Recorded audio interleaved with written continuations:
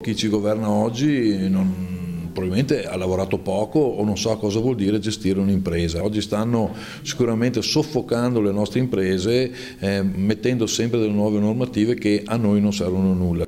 Non le manda a dire il presidente di Confartigianato Castelfranco, Oscar Bernardi, al governo e alla continua introduzione di nuove norme più o meno sensate, secondo le imprese.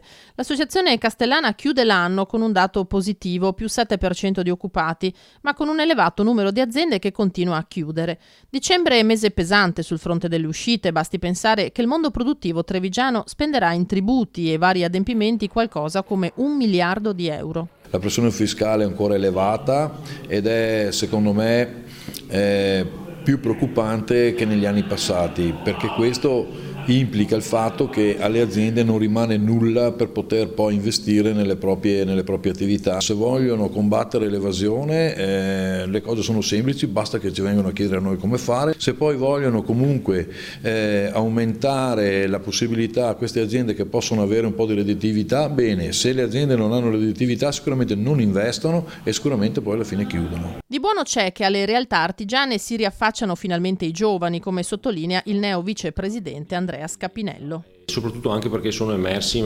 nuove figure professionali, tutte legate comunque a un progresso tecnologico, a un modo diverso di intraprendere certi processi produttivi. Servizi come estetista, come parrucchieri, tutto quello che riguarda il mondo della persona.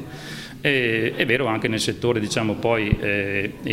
della filiera della casa, quindi l'edilizia in generale, in tutti i suoi comparti, e come al solito la meccanica che fa un po' la parte da padrone, come numeri, perché siamo circa intorno per le nostre aziende intorno quasi al 40%.